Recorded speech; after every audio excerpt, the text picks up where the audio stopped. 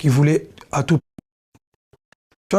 Je suis l'un des artistes, l'un des pionniers de la musique africaine qui a ramené quand même la musique africaine au niveau où on peut dire que on a essayé de démystifier les complexes. À l'époque, on nous traitait des blédards, mais moi je viens, ouais, je suis des bandales en fait.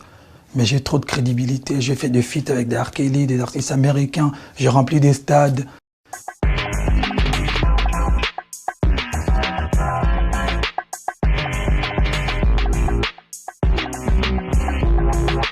Quand j'ai fait des collaborations avec des artistes français, il y a NASA, on a collaboré 3 fois, il y a Nino, on a collaboré 2 fois, il y a Shaizi, ma sœur congolaise, Dadju, on a collaboré 3 fois, il y a Matt Pokora, Aya Nakamura, on a collaboré 1 fois, il y a MHD, il y a 2 fois, on a collaboré 2 fois, il y a Niska, Booba, on a fait un hit, il y a Damso, ouais, le plus récent là. Le succès c'est très très bien, mais il faut le maintenir. Enfin, la stabilité c'est le plus important je pense aussi. Et le respect, il faut respecter. Moi je ne collabore pas qu'avec des superstars. Comme je l'ai dit, à ma manière bien sûr, j'aime collaborer avec des super artistes. C'est-à-dire que les gens qui ont un bon fond, les gens qui ont du talent, et les gens qui ont un respect pour la musique. Pour moi la musique c'est ma vie.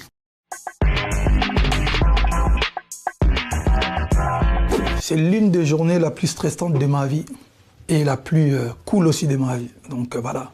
Aujourd'hui, bon, je relativise les choses, mais le 28 c'était compliqué en fait. Il y avait un concert à l'intérieur, il y avait des gens qui manifestaient dehors, qui ne voulaient pas que je fasse ce concert. C'était des Congolais qui voulaient à tout prix empêcher, qui ont frappé d'autres Congolais juste parce qu'ils voulaient venir soutenir un artiste congolais, ils voulaient juste venir voir un concert.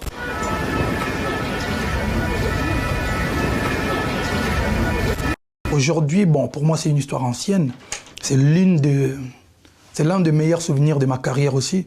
Pas parce que j'ai réussi à faire le concert, non, c'est parce que aussi le public, les gens ont manifesté leur amour, leur détermination à ma modeste personne. Surtout qu'on n'est que chanteur, on ne voulait pas tuer les gens, on ne voulait pas faire de la politique ou faire de mauvaises choses, on voulait juste faire un concert. Ça a duré 2 heures, 3 heures et la vie continue. C'était en 2013 en tout cas, en 2013, il se passait des choses horribles au Congo, à l'est du Congo, donc à Goma. Il y avait des violences, il y avait des femmes qui se faisaient violer, des enfants qui se faisaient tuer. Donc ça m'a révolté, parce que bien avant, j'ai aidé toujours, je rendais visite dans les orphelinats, je faisais des dons, je faisais des trucs, mais c'était pas d'une manière officielle. Donc j'ai décidé, quand je suis rentré au Congo, j'ai décidé de créer une fondation avec mes amis. Nous sommes allés visiter l'hôpital Panzi de notre prix Nobel de la paix, Dr Denis Mukwege. Dr Mukwege, c'est, en quelque sorte, c'est la personne qui répare toutes les femmes qui ont subi des viols. C'est énorme. C'est pour ça que j'ai toujours je dis toujours, pour moi, ça doit être le Congolais le plus respecté. Donc voilà, on a écouté les histoires, des témoignages.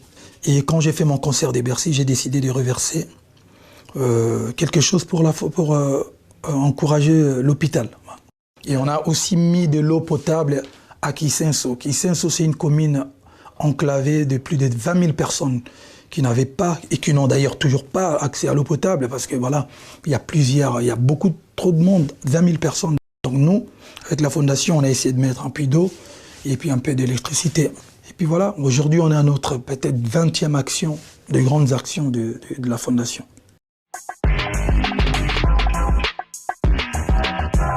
Quand je pars à l'internat, et c'est là où j'ai décidé de prendre le micro pour la première fois. J'étais trop turbulent. En fait, quand j'étais à la maison, j'étais très intelligent à l'école. Et quand la musique a commencé à prendre place dans ma tête, je commençais à devenir vraiment Côté école, j'étais plus focus en fait. J'ai commencé à négliger les études et mon père, comme il pouvait tout imaginer sauf un artiste chanteur chez lui à la maison. C'était une insulte pour lui. Il a décidé de m'envoyer à l'internat. Je suis allé à l'internat et ça s'est empiré parce qu'en fait, c'est de là-bas, à l'internat, que j'ai pris le micro pour la première fois. Ma mère me soutenait, elle n'avait pas de problème. Puisqu'elle-même, elle chantait déjà à l'église, ses sœurs chantaient. Et, mes grandes-tantes jusqu'à aujourd'hui chantent à l'église. Donc ma mère n'était pas contre en fait. Elle m'a juste dit, tu prends ton bac, tu lui donnes son bac. Nous on appelle ça examen d'état chez nous au Congo. Tu lui donnes et puis après tu pourras continuer ta carrière.